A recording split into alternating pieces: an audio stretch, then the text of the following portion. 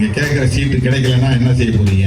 உங்களுக்கும் திமுகவுக்கும் இடையில அடிக்கடி உரசல் வருது. ஆளுங்கட்சியோடு கூட்டணியில் இருந்தால் இது போன்ற உரசல்கள் வரத்தான் செய்யும். இடர்களை தாண்டி, துயர்களை தாங்கி, நெருக்கடிகளை சமாளித்து ஆளுங்கட்சியோடு வருகிற போது நமக்கு போலீஸோட பிரச்சனை வந்தா ஆளுங்கட்சியோட பிரச்சனை வரும். சிதம்பரத்திலேயே சிறுத்தை கொடிய புல்டோசர் வச்சு இடிக்கிறான். மற்ற கட்சி கட்டிலாம் இருக்கு, அதெல்லாம் அப்படி அடிக்கும். முதல் வேலையை இதுதான் துடைக்கணும். அவ்வளவு காழ்ப்புணர்ச்சி அதிகார வர்க்கத்திலும் மேலோங்கி இருக்கிறது. நீங்க கேட்கிற சீட்டு கிடைக்கலன்னா என்ன செய்ய போறீங்க? உங்களுக்கும் திமுகவுக்கும் இடையில அடிக்கடி உரசல் வருது. ஆட்சியாளர்களுக்கும் உங்களுக்கும் இடையில அடிக்கடி உரசல்கள் வருகிறது. ஆளுங்கட்சியோடு கூட்டணியில் இருந்தால் இது போன்ற உரசல்கள் வரத்தான் செய்யும்.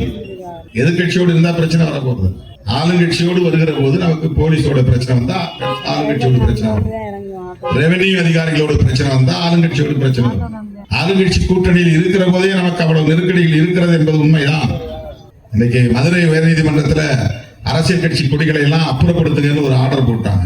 உடனே போலீஸுக்கு, வருவாய்த்துறை அதிகாரிகளுக்கு எல்லாம் திருநெல்வேலி அல்வா சாப்பிட்ட மாதிரி ஆயிடுச்சு. எந்த கட்சி கொடியை அகற்றாங்களோ இல்லையா, எங்க சிறுத்தை கொடி இருக்குன்னு தேடி பார்க்கலாம். சிதம்பரத்திலேயே சிறுத்தை கொடிய புல்டோசர் வச்சு இடிக்கிறான்.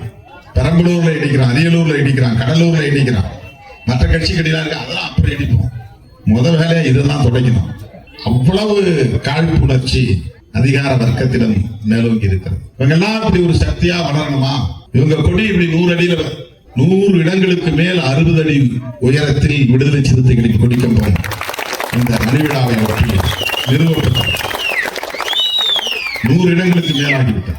60 அடி, 62 அடி, 62 அடி உயரம் கொடிக்கம்பத நடனா கீழே எவ்வளவு பெரிய ஆழம் பறிக்கணும், வீடம் அமைக்கணுங்கிறது உங்களுக்கு தெரியும்.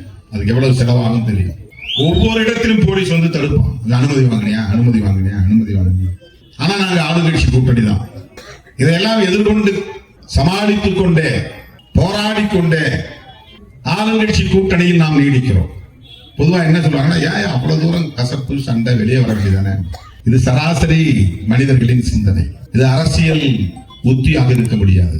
அரசியல் களத்திலே நாம் இருக்கிற போது எல்லாவற்றையும் கவனத்திலே கொண்டுதான் ஒரு முடிவு எடுக்க முடியும். ஒரு பிரச்சனை மட்டும் கவனத்தில் கொள்ள முடியாது. ஒரு அட்மிஷன் கேட்டோம், அட்மிஷன் கிடைக்கல, கவர்மெண்ட் காலேஜில் கூட உதவி செய்ய மாட்டேங்கிறாங்க, அதிருப்தி. அதுக்காக கூட்டணி விட்டு வெளியே வாங்க. கோரிக்கைகள் 100 கோரிக்கைகள் வைக்கிறோம், 1-2 தான் நிறைவேறுது, 98, 99 நிறைவேறல, அதுக்காக கூட்டணி விட்டு வெளியே வாங்க. இது சராசரியான அணுகுமுறை, சராசரியான ஒரு பார்வை. ஆனால் அதை தாண்டி தமிழக அரசியல், அகில இந்திய அரசியல், அம்பேத்கரின் அரசியல், பெரியாரின் அரசியல், அதில் ஒட்டுமொத்தமாக தமிழ்நாட்டு மக்களின் நலன், தலித்துகளின் நலன் எவ்வளவு முக்கியமோ அதுபோல தமிழ்நாட்டு மக்களின் நலன், தமிழ்நாட்டு மக்களின் நலன் எவ்வளவு முக்கியமோ அப்படி அகில இந்திய அளவில் விளிம்பு நிலை மக்களின் நலன்கள், இதையெல்லாம் கவனத்தில் கொண்டுதான் நாம் சீர்தூக்கி பார்த்து சில முடிவுகளை எடுக்க வேண்டியது.